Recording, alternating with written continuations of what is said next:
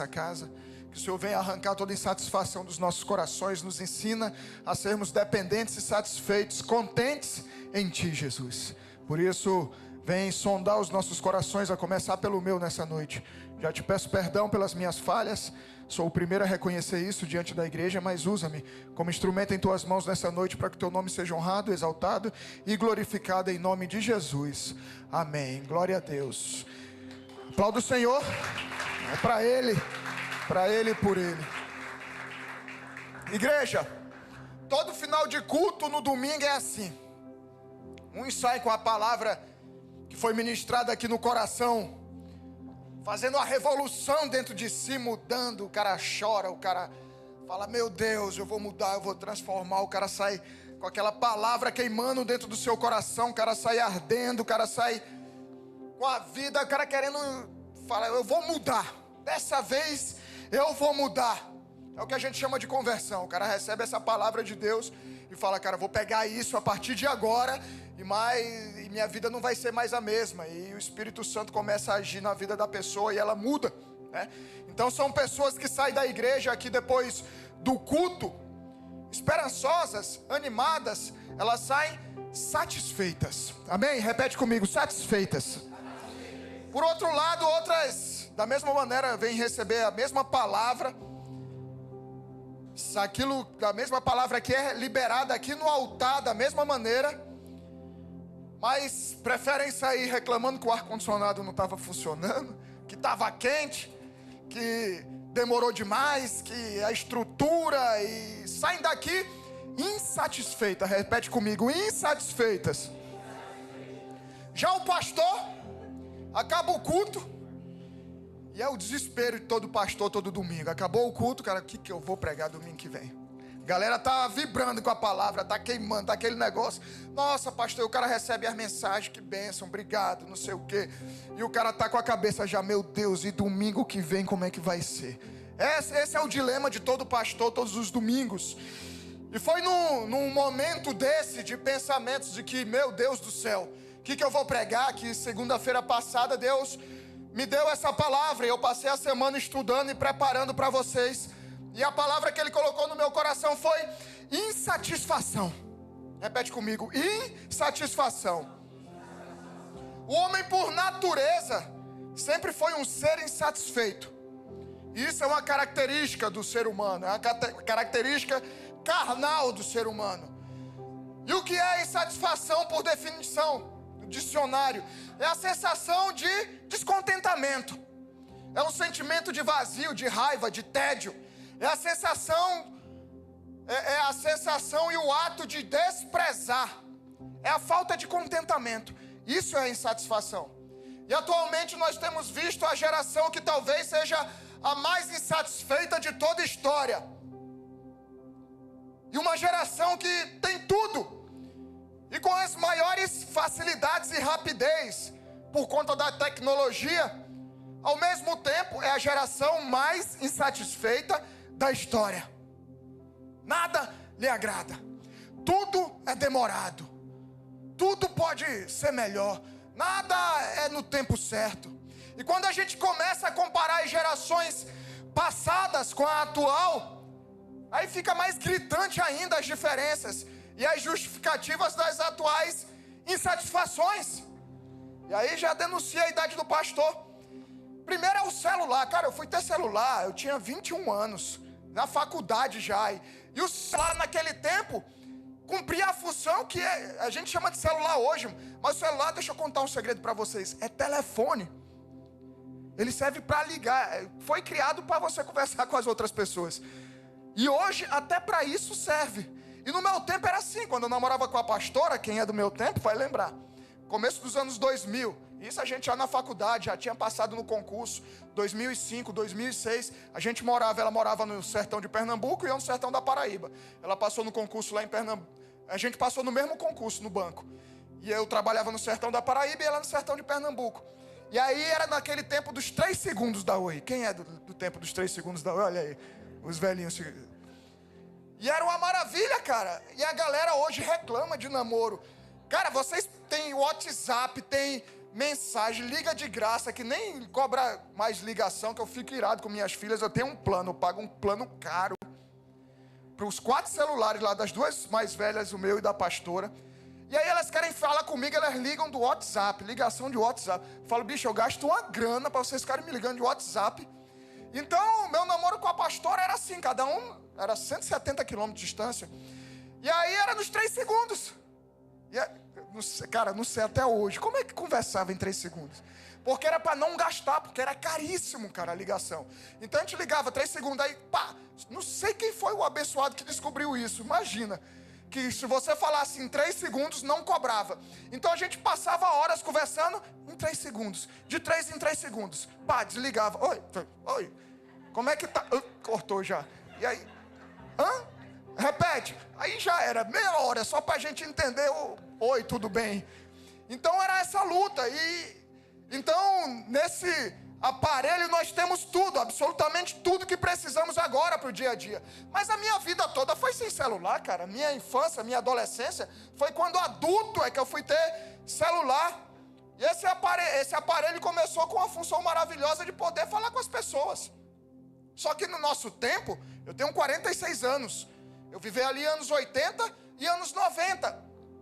Na minha geração, se não existia celular, o telefone fixo era raro, porque era muito caro ter o telefone fixo. Então, a gente saía para brincar durante o dia, passava o dia fora de casa. Não era, Queiroz? Lá no Acre também, a tua mãe, né? Ela não precisava ficar ligando para você o dia todo. A gente saía para brincar e voltava à noite sem preocupação. Não é verdade? Então, passava o dia, não precisava estar ligando, não precisava ver a localização no buscar. Não precisava nada disso. Porque telefone era coisa rara. E celular nem tinha chance de existir naquele tempo. Então, a gente passava o dia fora e chegava na hora. Se a mãe e o pai mandassem chegar, 6 horas que tem que estar em casa, 6 horas estava em casa. Mesmo, não era todo mundo que tinha relógio, e naquele tempo era o hábito que hoje não se vê mais. O cara vai andando na rua e fala, que horas tem aí? Ninguém pergunta mais que horas tem aí. No meu tempo era direto, porque a gente não tinha celular para ver a hora.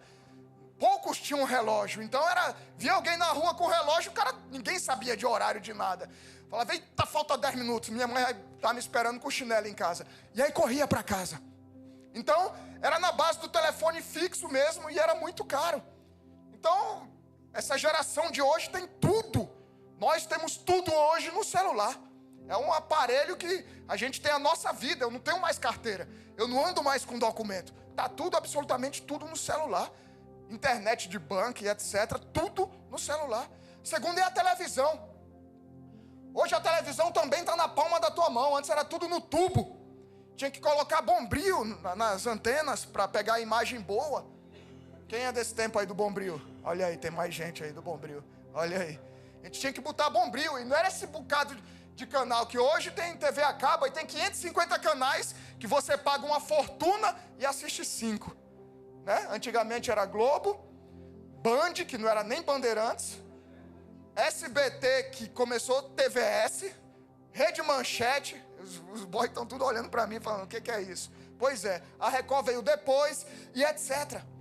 E aí não tinha controle para televisão, controle remoto. Controle remoto era o filho. O pai falava, vai lá e bota na Globo, muda o canal. O cara ia lá e rodava. Na hora que o cara sentava, o pai já falava, não, eu quero ver o SBT. O cara levantava, ia lá e rodava. Até que a gente ia botando a cadeira mais perto da televisão, mais perto da televisão, aí ficava só com o pé assim, ó, mudando os canais. Hoje em dia é tudo controle remoto.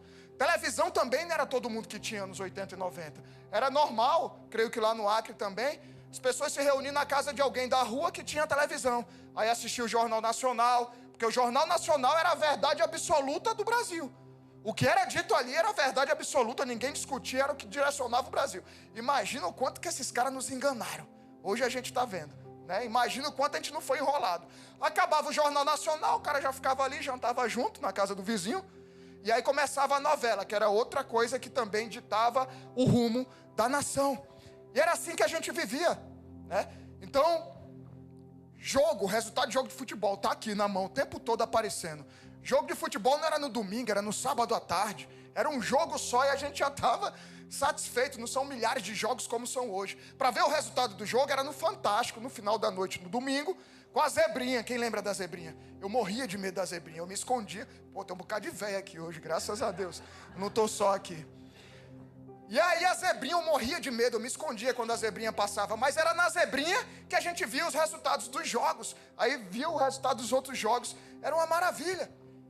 Mas hoje, a televisão, a minha lá em casa mesmo, eu não tenho mais TV a cabo, porque eu não vou pagar, como eu falei, 550 canais para assistir 5. Hoje eu uso YouTube, até porque a TV está cada vez pior. No YouTube eu escolho o que eu quero assistir, o que minha família vai assistir. Outra coisa é a internet, que não existia, né? Hoje está tudo na palma da tua mão, notícia, banco, conhecimento da vida alheia e etc. Né? Para pesquisar, a gente tinha a coleção da enciclopédia Barça. Até hoje a gente tem lá em casa, que na nossa escola, a pastora faz as crianças pesquisarem na Barça. A pastora proíbe elas de usar inteligência artificial e está certo, Google. Tem que ler, tem que pensar. Eram de 16 a 18 volumes. Tinha a profissão do vendedor da Barça.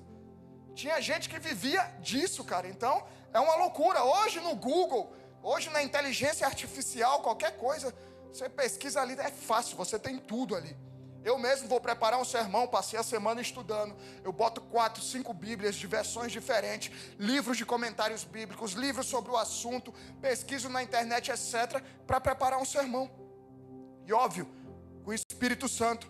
Mas hoje, com toda essa modernidade, antigamente, no tempo de Spurgeon, Lutero, John Wesley, João Calvino, era eles e o Espírito Santo. Na época desses grandes homens de Deus, Martin Luther King, John Edwards e etc., era só o Espírito Santo. Hoje a gente consulta o que esses homens consultavam, só o Espírito Santo naquele tempo. E a igreja também mudou. Antigamente as pessoas esperavam ansiosas pelo domingo, para ouvir a palavra de Deus, encontrar os irmãos. Esse momento de culto era um momento valorizado e muito esperado durante toda a semana. A igreja era valorizada, a família da igreja também, os pastores respeitados. Esse momento de culto era sagrado e de total reverência. Cada um estava com a sua valiosa Bíblia na mão. Quantos estão com a Bíblia na mão hoje aí? Óbvio que tem um do celular, mas quantos estão com a Bíblia física? Olha aí. Glória a Deus, eu gosto do papel. E Deus continua agindo, amém? As pessoas eram satisfeitas dessa maneira. Hoje, durante o culto, está todo mundo olhando, todo mundo não, mas alguns olhando o celular o tempo todo. E por conta de internet, tem milhares de pregadores pela internet. E aí o cara vem, é repreendido na igreja, o cara é corrigido por conta de seus pecados. E aí vai para a internet ouvir qualquer pilantra que fala qualquer bobagem para alimentar o seu ego. E ali aí sai revoltado da igreja e sai insatisfeito, repete comigo, insatisfeito da igreja, que ele veio cultuar a Deus. Na verdade ele veio para massagear o seu ego, achando que aqui é um fast food, que ele vai ouvir aquilo que lhe agrada, ele vai ouvir aquilo que lhe corrige. A gente vem aqui, eu e você, que essa palavra bate primeiro em mim, para que o Senhor nos ajuste, amém? E aí corre para a internet para tentar ouvir baseado no mesmo texto, algo que lhe agrade. Aí muda de igreja, vai para outra igreja, até o momento em que seus pecados passarão a ser confrontados na outra igreja também. Aí procura outro lugar que massageie seu ego e assim leva uma vida cheia de insatisfação. Essas pessoas acham que Deus é quem tem que se adaptar ao seu pecado. Acham que mudando de prédio a vida mudará. O problema não está fora, está dentro de você. E por onde você estiver, vai carregar o teu pecado, a não ser que você se arrependa. Tem um ditado que diz: você está em busca da igreja perfeita, ao encontrá-la, ela deixará de ser perfeita, porque você chegou lá. Não existe igreja perfeita. A igreja é formada por homens imperfeitos, inclusive o próprio pastor que vos fala. Nós estamos em busca de viver uma vida reta diante do Senhor, nos arrependendo diariamente. Mas a insatisfação independe de geração ou de idade. Na verdade, a insatisfação está ligada com o que você tem carregado aí dentro do teu coração. Porque a insatisfação, a falta de contentamento, que é a insatisfação, é o começo do pecado. É um princípio da queda, a insatisfação. a falta de contentamento. Abram suas Bíblias em Gênesis capítulo 2, rapidinho.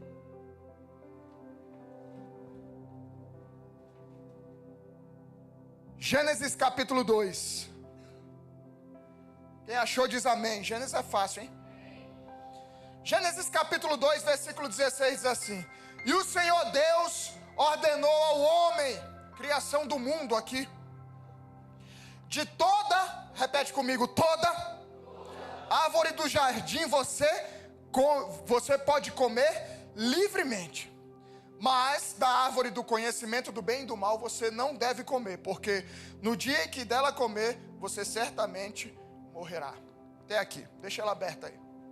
Qual foi a ordem de Deus? Qual foi a ordem de Deus?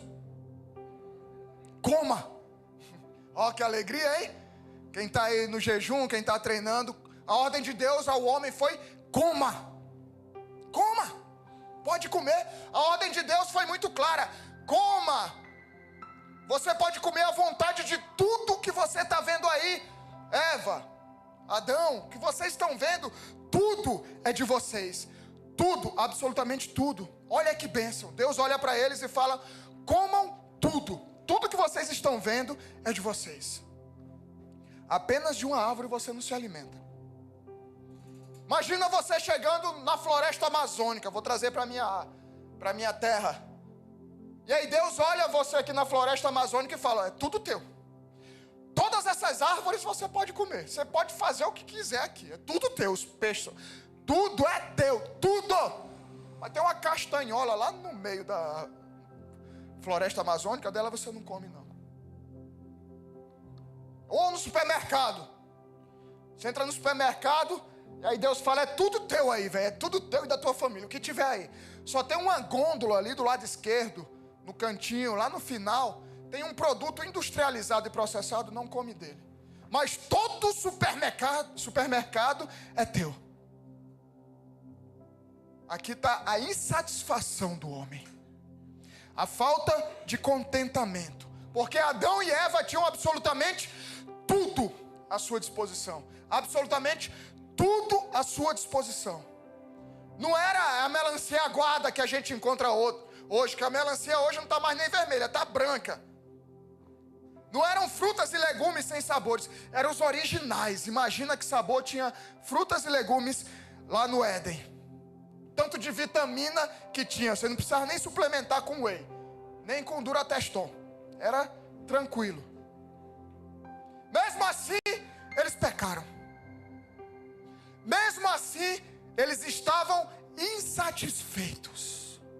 Mesmo assim, eles não estavam contentes com o que Deus lhes deu. Eles nem tiveram o trabalho de semear, eles receberam tudo absolutamente pronto. Mesmo assim, estavam insatisfeitos. Vamos continuar lá em Gênesis capítulo 3. E aí a história continua, Gênesis capítulo 3, versículo 1. Mas a serpente, mais astuta que todos os animais selvagens que o Senhor Deus tinha feito, disse à mulher: é verdade que Deus disse: não comam do fruto de nenhuma árvore do jardim. A mulher respondeu à serpente: do fruto da árvore do jardim podemos comer, mas do fruto da árvore que está no meio do jardim, Deus disse: vocês não devem comer dele, nem tocar nele, para que não venha a morrer. Então a serpente disse à mulher: é certo que vocês não morrerão, porque Deus sabe que no dia em que dela comerem, os olhos de vocês se abrirão, e como Deus, vocês serão conhecedores do bem e do mal. Vendo a mulher que a árvore era boa para se comer, agradável aos olhos, a árvore desejável para o bom entendimento, tomou do seu fruto e comeu, e deu também ao seu marido, e ele comeu. Queridos, a serpente, deixa aí por favor na tela o versículo 2. A serpente chegou já causando dúvida na cabeça de Eva. Ela já chegou causando dúvida no coração de Eva. Vejam que... Não, volta um pouquinho aí. Volta no versículo 1. Vejam que a serpente, ela não pergunta, ela afirma. Olha só que malandragem. Mas a serpente mais astuta tal, que o Senhor disse à mulher, olha o que ela disse: é verdade que Deus disse, não comam do fruto de nenhuma árvore do jardim. Ela chega perguntando, mas afirmando diante de Eva, para confundir Eva. Ela faz Eva olhar não para a ordem primária, que Deus falou, vocês podem comer de tudo. Essa foi a ordem de Deus. E aí ele complementa, só daquela árvore vocês não comam. E aí o que a serpente faz? Quer dizer que Deus disse para vocês não comerem de nenhum fruto? Olha só, já começando a mover a mente de Eva, já confundindo o que Deus tinha dito. Ele desvia a atenção da ordem de Deus, que foi comam tudo, para o segundo ponto. Quer dizer que vocês não podem comer nada. Olha como Satanás é astuto. Vejam que no verso 2 e 3, Eva ainda diz que não, a gente pode comer tudo sim, exceto de uma árvore. O problema é que a gente sempre foca naquilo que a gente não pode. Desde o começo do mundo nós vemos que o homem foca naquilo que não pode. E é aqui onde começa a insatisfação. É aqui onde começa a queda. É aqui onde começa o pecado. Quando o inimigo nos leva a olharmos para o que não temos, enquanto Deus está nos mostrando tudo o que temos. E eles ficaram insatisfeitos. Estavam descontentes. Você que antes nem dava atenção ao que o inimigo colocava aí na tua mente, agora já começa a dar ouvidos. Começa a dar atenção à sua carne, às redes sociais, aos amigos que não tem nada de amigos. E aí começa a avaliar se realmente Deus está certo, ou até mesmo se você está realmente satisfeito em Deus. É aqui. Até hoje a serpente continua agindo da mesma maneira. Com tanta gente pregando, com tanta mentira, Satanás tem usado isso. E aí começa a colocar as dúvidas no teu coração. Poxa, mas será que é isso mesmo que a palavra de Deus diz? Poxa, são tantas versões, mas e se alguém alterou a Bíblia? Mas e se esse pastor estiver doido? Começa a colocar dúvida no teu coração. E aí, como Eva, você até rejeita, fala, que doideira é essa? Você está louco? Mas aí de tanto buzinar no teu ouvido, você começa a falar, mas e se realmente isso aí estiver errado? E se a palavra de Deus estiver errada? E se o pastor estiver mentindo? E se a igreja realmente foi essa bagunça toda que estão falando na internet? E isso aí que estão mostrando com as redes sociais hoje em dia, isso está potencializado. E aí Eva caiu. Por quê? Porque Satanás ficou ali, mas botando aquela dúvida. Logo de cara ela rechaçou. Mas Satanás não desiste. Ele fica insistindo, o trabalho dele é esse, até Jesus voltar. E aí ficou insistindo e Eva caiu na armadilha. Colocou a dúvida. Deus falou, você pode comer tudo. Satanás conseguiu desviar o olho do homem e da mulher, o foco, para o segundo. Não coma. Falar, não, mas eu vou comer. Deixa eu te falar um negócio. Esses teus amigos, essas pessoas que você vê aí nas redes sociais, que se dizem plenas e satisfeitas, vivendo no pecado, ou até se dizendo da igreja, vivendo dizendo que estão plenas e satisfeitas nas drogas, nas apostas, nas prostituições, nas riquezas, e que tudo isso sem Deus, e mostram uma vida satisfeita nas redes sociais, é mentira. Pergunta a elas se elas conseguem dormir sem tomar um remédio. Pergunte a elas se suas esposas se suas esposas podem ver seu celular. Vejam se eles não têm que ficar mudando de endereço de tempos em tempos. Se não precisam ficar inventando mentiras para justificar outras mentiras que inventaram.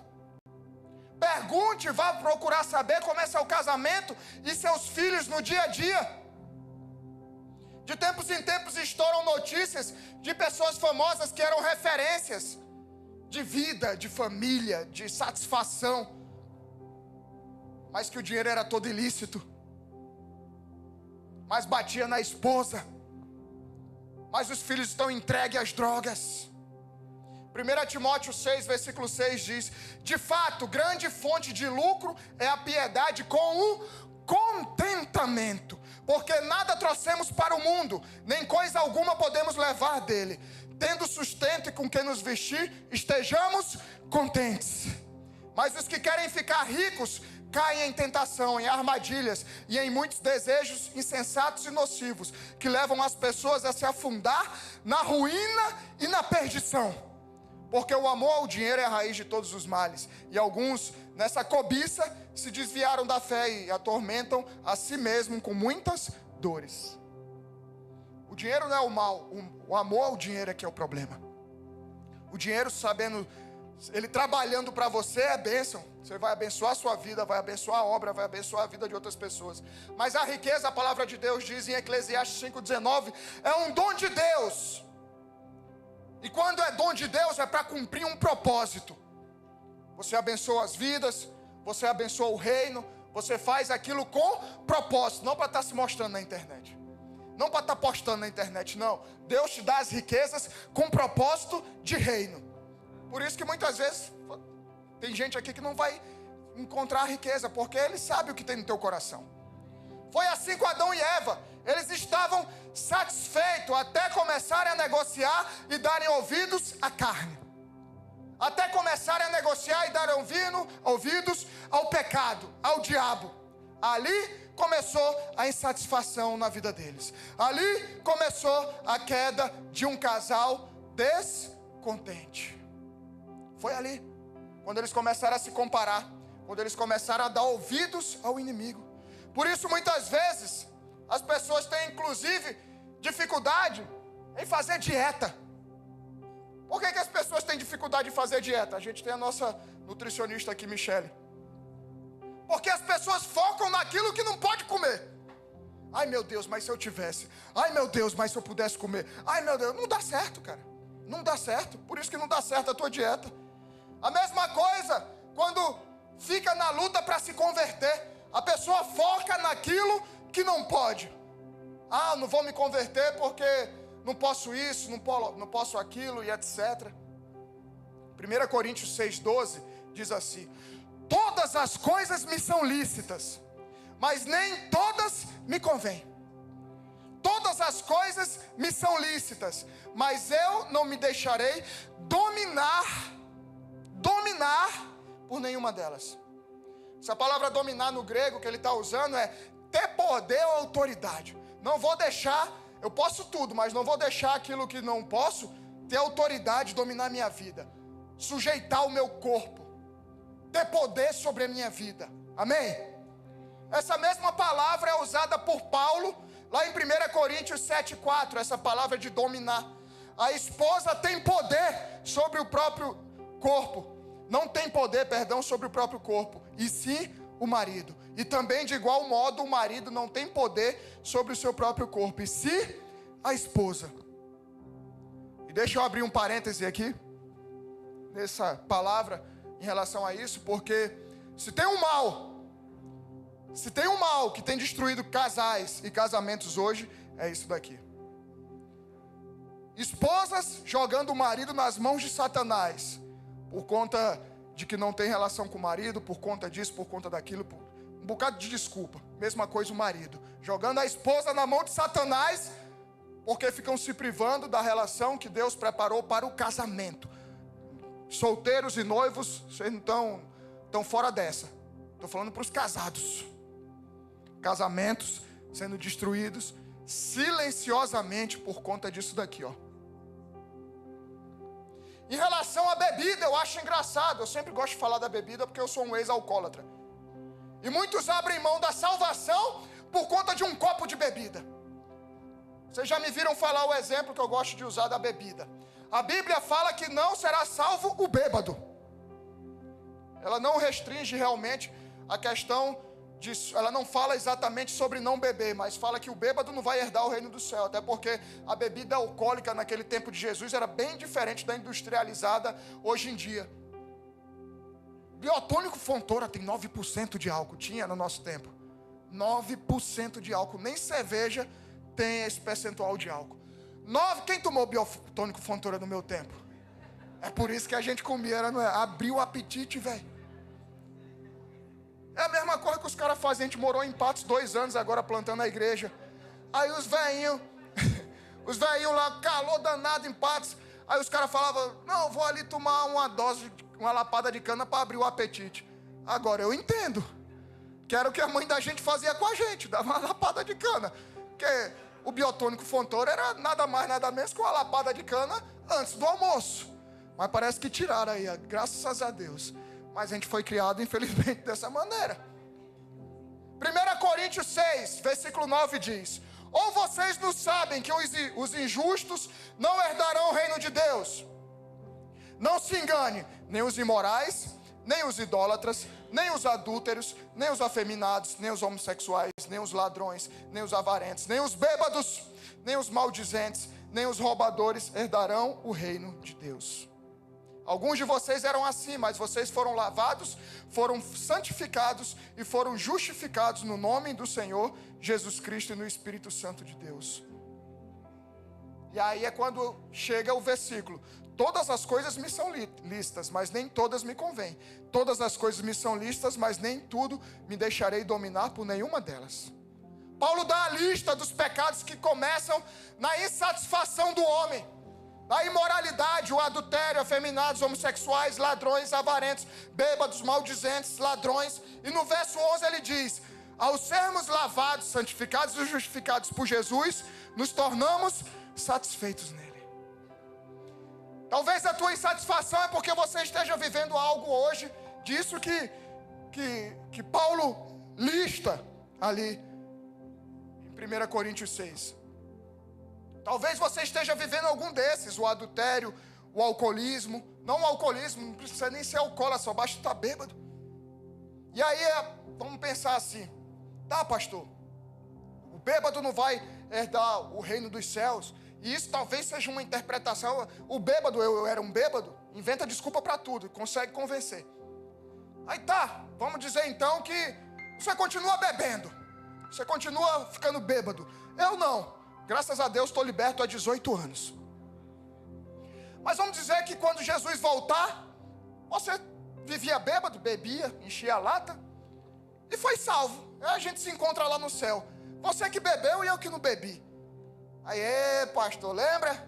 Eu, amém, fomos os dois salvos. Tá de boa. E se for o contrário? Se o bêbado realmente, como está na palavra de Deus, e eu creio na palavra de Deus, perder a salvação, eu nem vou poder te encontrar lá e falar, tá vendo? Porque o que é o bêbado? Vou falar mais uma vez, como eu gosto de falar, porque não é brincadeira, meus irmãos. Tento levar de maneira leve, mas a pessoa perder a salvação por conta de um copo de bebida, o cara falar, não vou ter que largar a bebida. Irmão, eu estou lhe falando aqui, eu era um alcoólatra, velho.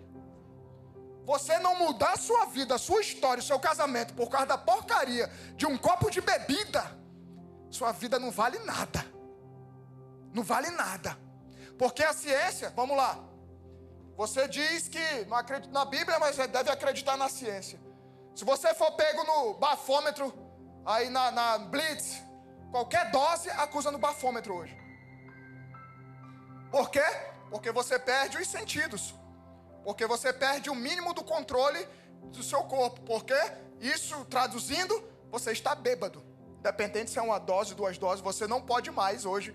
Você vai perder seu carro, vai perder sei lá o que lá mais.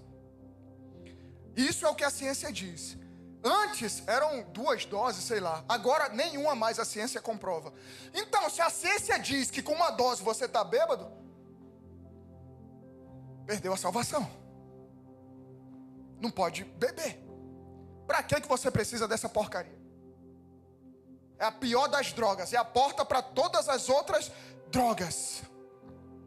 Sem contar que a bebida te leva a cometer os outros pecados, como adultério, pornografia, violência, etc.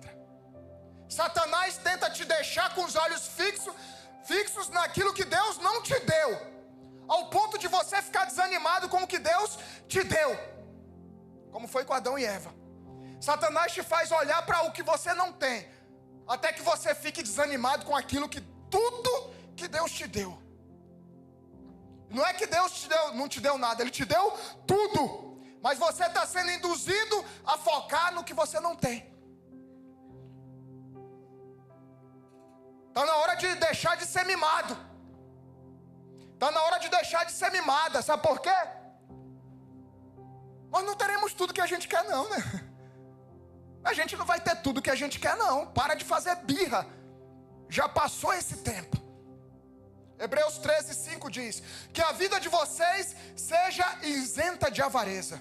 Contentem-se com as coisas que vocês têm, porque Deus disse: de maneira alguma deixarei você, nunca, jamais o abandonarei. Contentem-se com tudo o que nós temos.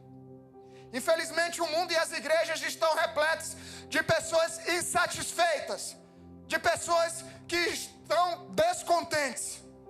E o contrário de contentamento é cobiça. Êxodo 20:17. O 10º mandamento que Deus deu a Moisés ao seu povo diz assim. Êxodo 20:17. Não cobice a casa do seu próximo. Não cobice a mulher do seu próximo. Nem o seu servo, nem a sua serva, nem o seu boi, nem o seu jumento, nem coisa alguma que pertença ao seu próximo. Esse é o 10º mandamento. Não cobices.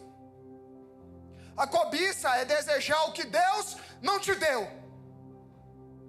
Quando desejo o que Deus não me deu, eu desprezo o que Deus me deu. Passo a olhar para aquilo que é do outro e fico insatisfeito com o que Deus me deu. Começo a desprezar. Quando eu olho para aquilo que é do outro, começo a cobiçar aquilo que é do meu irmão. Eu desprezo tudo o que Deus me deu. Adão e Eva.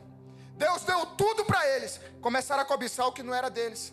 E aí começaram a desprezar tudo o que Deus tinha lhes dado. E aí como é que a pessoa fica? Insatisfeita. Se você cobiça a mulher do seu próximo, você está desprezando a sua mulher. Se você, mulher, cobiça o marido da sua amiga, você despreza o marido que Deus te deu. E em tempos de redes sociais, aí é que o bicho pega mesmo. Porque a rede social é movida a cobiça. Sabe o que boa parte desses influencers fazem, cara? Os caras se juntam, 10, sei lá, e alugam uma mansão bem bonitona numa casa de condomínio, essas mansões em condomínio fechado. E aí cada semana um fica na casa, aí posta, aí o cara acha que aquela casa é dos caras. Os caras racham em 10, 15 um carro importado. Aí cada um anda uma semana, durante um mês. E aí os caras ficam postando, e todo mundo acha que é deles. Os caras vão para um resort, pagam uma diária e levam 10 roupas. Tira 10 fotos diferentes e diz que está passando 2 semanas no resort.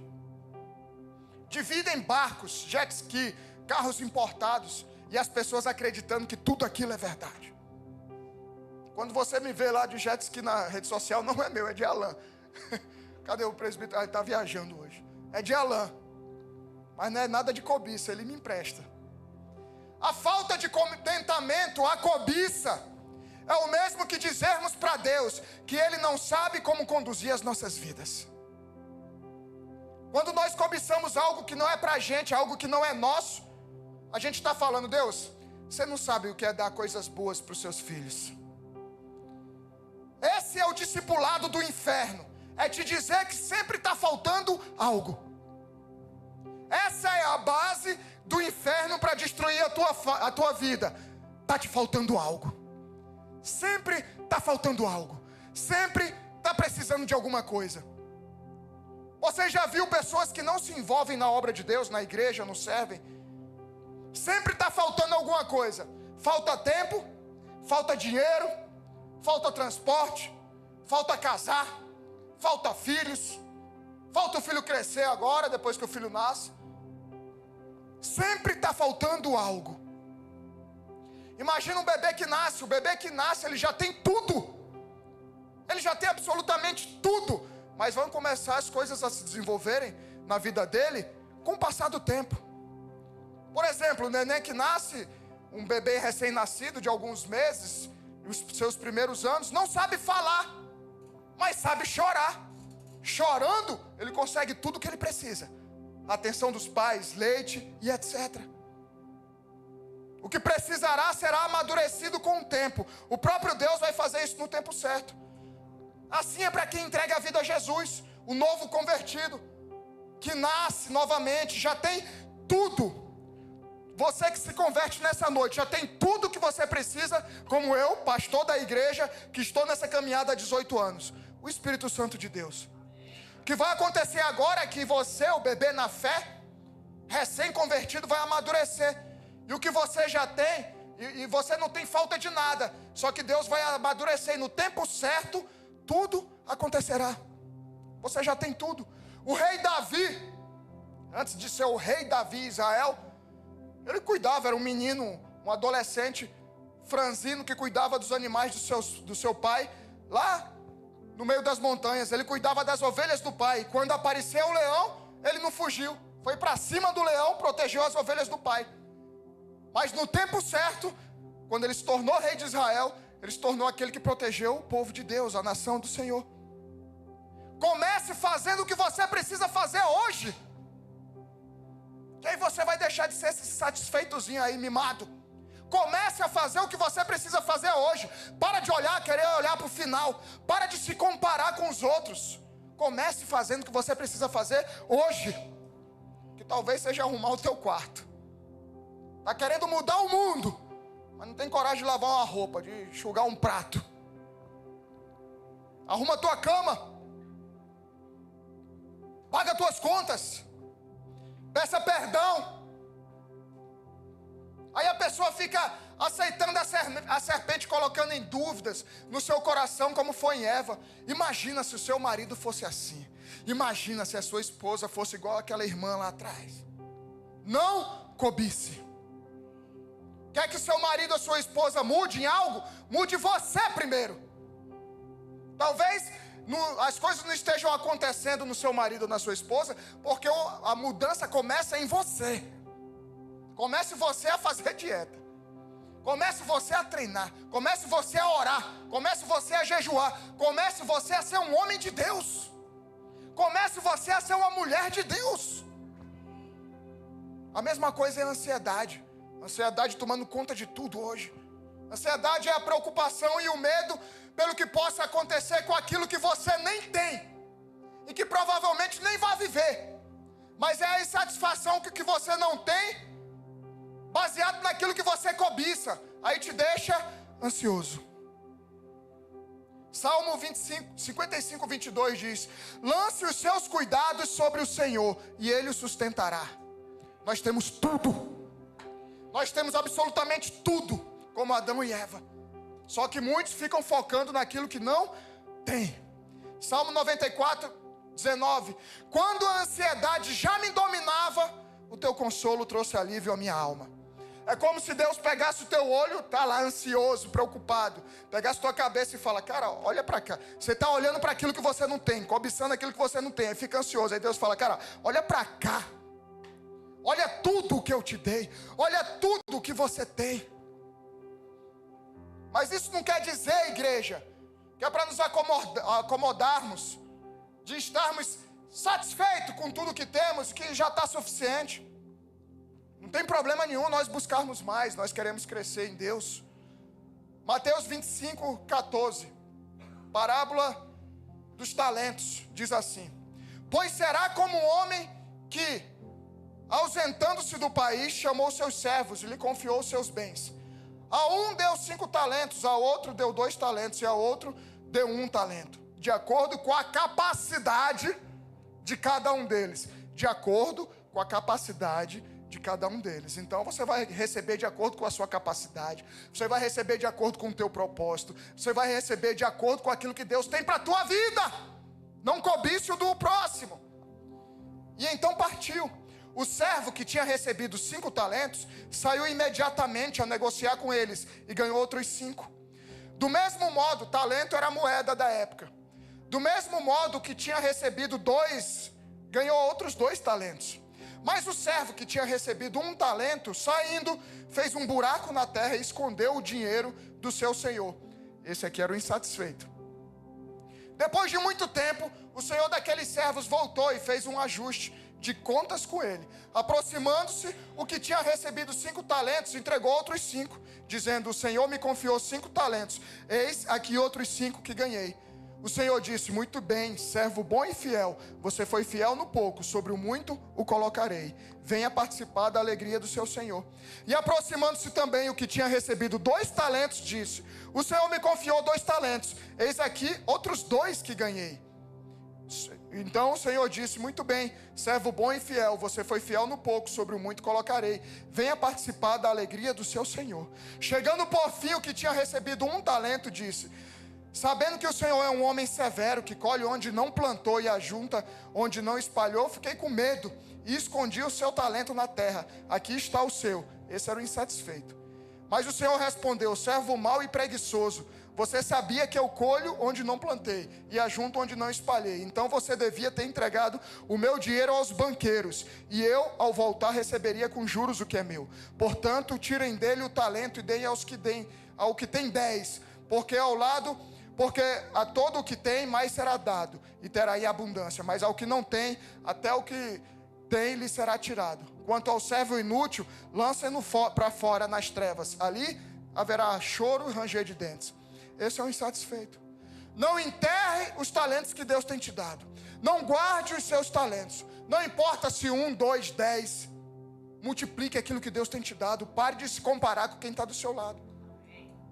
Pare de ficar olhando para quem está do lado. Porque quem fica olhando, cobiçando, esse é um insatisfeito. Ao invés de cuidar daquilo que Deus tem te dado, se pouco ou muito aos olhos humanos, multiplica aquilo que Deus tem te dado.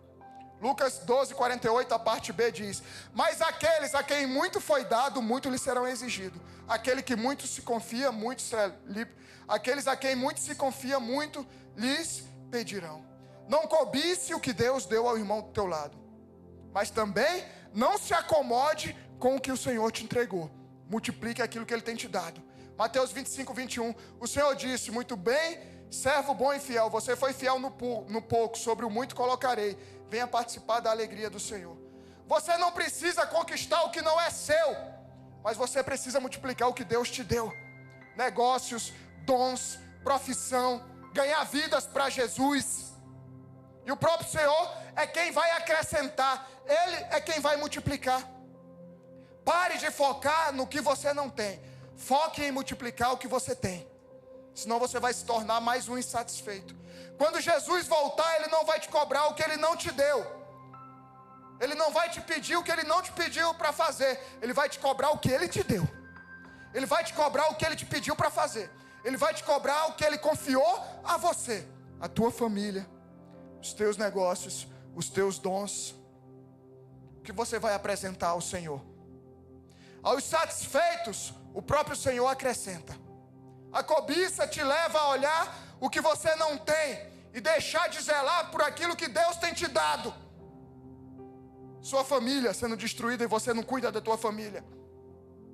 Por isso homens traem suas esposas olhando vídeos e fotos no Instagram, achando que não vai dar em nada, cobiçando, desejando aquilo que talvez a sua esposa realmente não tenha. Mas talvez seja por você não ser um marido zeloso. Talvez ela não queira se cuidar, não queira te dar amor, não queira orar mais por você, porque você é um jumento batizado. Cria vergonha na cara você, marido. Ou o contrário, esposa. Não obedece, fica humilhando diante das pessoas, diante dos filhos, sempre rebatendo aquilo que o marido fala. Mude você, esposa. Tire os olhos da cobiça da tela e olhe ao seu redor. Para de ficar olhando para a internet, para o celular e achando que aquilo é vida, é mentira. Olhe ao seu redor, olhe os seus filhos, a sua esposa, o seu marido, a sua família, os seus negócios, o seu trabalho, o pouco que seja, é tudo o que Deus te deu. Pare de ficar se comparando. Cuide daquilo que você tem. Salomão foi o homem mais rico do mundo e chegou ao final da vida e disse que tudo era vaidade. Caminhando para o final já. Eclesiastes capítulo 2, versículo 1. Diz assim: eu disse a mim mesmo, Salomão falando, vamos, prove a alegria, procure ser feliz. Presta atenção nesse texto. mas também isso era vaidade. Concluí que o riso é tolice e que a alegria não serve para nada. Resolvi no meu coração entregar-me ao vinho, sem deixar de me guiar pela sabedoria e de me apoderar da loucura, até descobrir o que de bom os filhos dos homens poderiam fazer debaixo do céu durante os poucos dias da sua vida. Deixa eu só dar uma luz aqui. Empreendi grandes obras, construí casas, plantei vinhas para mim, fiz jardins, pomares para mim, e neles plantei árvores frutíferas de todas as espécies. Fiz para mim tanques de águas, para com eles regar o bosque em que reverdeciam as árvores. Comprei escravos e escravas, e tive escravos que nasceram na minha casa. Também tive bois, ovelhas, mais do que tiveram todos os que viveram em Jerusalém antes de mim. Amontoei também para mim prata, ouro e tesouros de reis e de províncias. Provi-me de cantores, cantoras e das delícias dos filhos dos homens, mulheres e mais mulheres. Eu me tornei importante e superei todos os que viveram antes de mim em Jerusalém. E a minha sabedoria nunca me abandonou. Tudo aquilo que os meus olhos desejaram, eu não lhes neguei, nem privei o meu coração de alegria alguma, pois eu me alegrava com todas as minhas fadigas, e isso era recompensa por todas elas. Considerei todas as obras que as minhas mãos fizeram, e também o trabalho que eu, com fadigas, havia feito, e eis que tudo era vaidade, tudo era correr atrás do vento. Nenhum proveito havia debaixo do sol. Então passei a refletir sobre a sabedoria, a tolice, a falta de juízo. O que poderia fazer o sucessor do rei? O mesmo que os outros já fizeram. Então vi que a sabedoria é mais proveitosa que a falta de juízo. E aí ele continua. Ele chegou no final da vida para descobrir que tudo era vaidade e correr atrás do vento. Salomão era o influencer da época. Salomão é como se fosse o influencer da época, o mais rico, o mais sábio, com mais seguidores, que mais monetizava, o que mais tinha visualizações, sendo que ele era um grande homem de Deus, satisfeito no Senhor. Mas a partir do momento que, assim como Eva, começou a dar ouvidos à vontade carnal, à cobiça, ao diabo, começou a se tornar insatisfeito, mesmo tendo tudo. Passou a fazer tudo o que Paulo listou lá em 1 Coríntios 6. Vivia uma vida imoral, idólatra, que ele começou a adorar outros deuses por conta das mulheres que ele se envolvia. Adúltero. O cara tinha 700 esposas e 300 concubinas. 1 Reis 11:13 fala isso. 1000 mulheres. Pra que tudo isso? Cobiça. É o que a gente vive hoje. E o cara ainda assim era insatisfeito. Esse é um belo exemplo de insatisfação, de cobiça, de falta de contentamento. Como talvez muitos de nós estamos hoje. Insatisfeito, tendo tudo. Talvez esteja na hora de você mudar a direção do teu olho, do teu olhar, do teu foco. Você está olhando para onde Satanás está mandando você olhar. Você está cobiçando aquilo que não é teu. E está deixando de zelar por aquilo que Deus confiou a você. Mas pastor, o louvor já pode se colocar aqui. O que eu faço?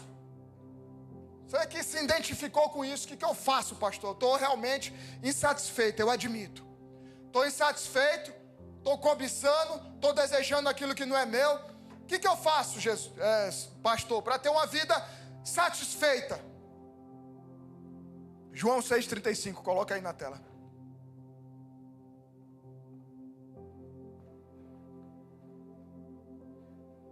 Jesus respondeu: eu sou o pão da vida. Quem vem a mim jamais terá fome. Quem crê em mim jamais terá sede. Em Jesus nós estaremos totalmente satisfeitos. Ele fala: cara, eu sou o pão da vida. Quem vem a mim jamais terá fome. Quem crê em mim jamais terá sede. Nós somos totalmente satisfeitos em Jesus. Se por acaso você tem vivido uma vida insatisfeita, uma vida de cobiça, Pastor, tenho 10 anos de igreja. Está faltando Jesus na tua vida. Está faltando Jesus na sua vida. Quem tem a Jesus nunca terá fome e sede. Será saciado e satisfeito. É nunca. Essa palavra nunca no original é nunca.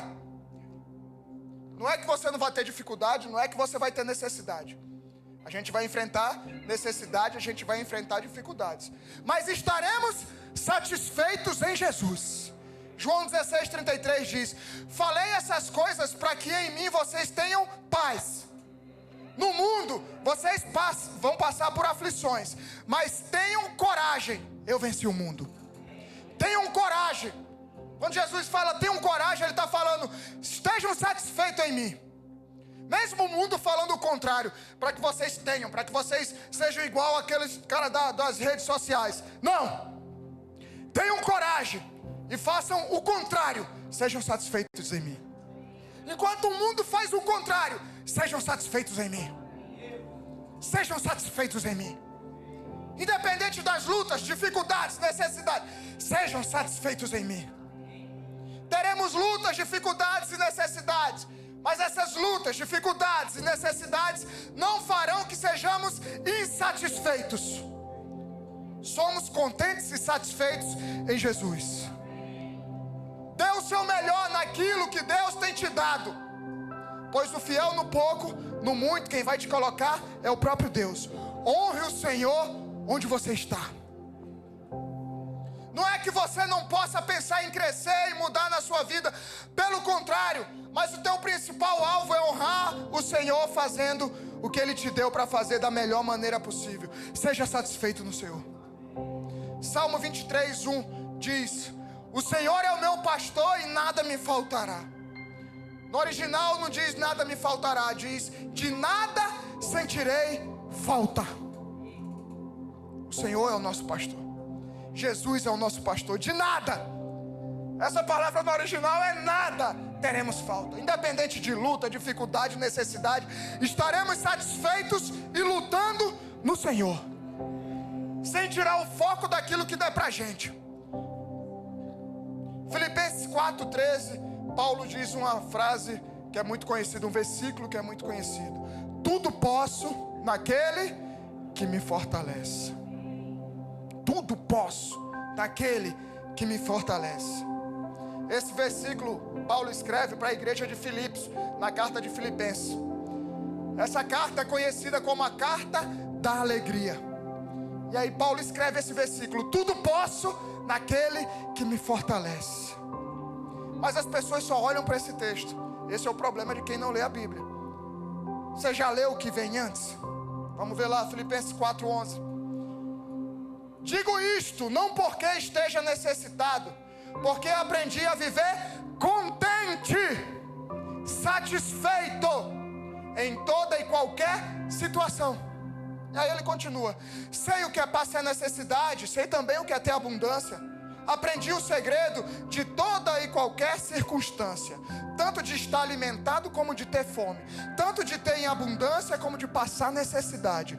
Tudo posso naquele que me fortalece. Esse é um homem satisfeito. No vale ou no pico, estou satisfeito, eu confio em Jesus. Eu sei o que é passar necessidade, eu sei o que é ter abundância, eu sei o que é ter um tempo de nuvens carregadas, eu sei o que é o dia de sol. Eu sei, por quê? Porque eu sou satisfeito no Senhor. Tudo posso naquele que me fortalece. Isso é ser satisfeito. Isso é ser satisfeito. Paulo era plenamente contente e satisfeito em Jesus, independente das circunstâncias. O pecado, como foi com Adão e Eva, e até hoje começa quando você é enganado. Começa quando você tira o foco do que Deus te deu e passa a cobiçar o que não é seu, e acaba se tornando uma pessoa insatisfeita, mimada. Se você tem Jesus, você tem tudo. Quem está em Jesus é verdadeiramente contente, verdadeiramente satisfeito. Jesus é a nossa satisfação. Feche os teus olhos, curva a tua cabeça. Está deixando de cuidar daquilo que Deus te deu, dos seus pais, da sua família, dos seus filhos, do seu marido, da sua esposa, dos seus negócios, da sua vida com Deus.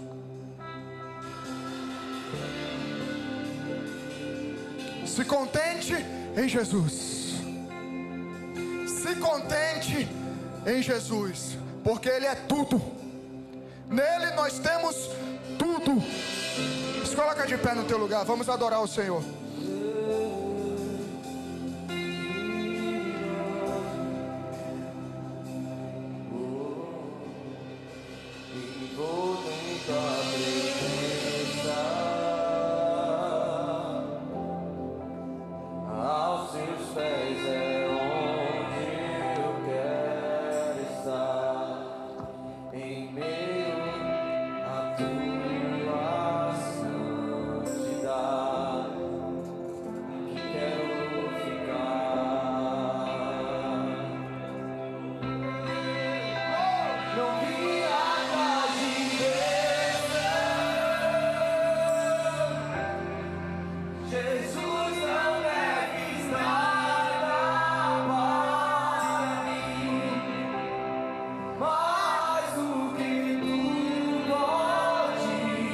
Fazer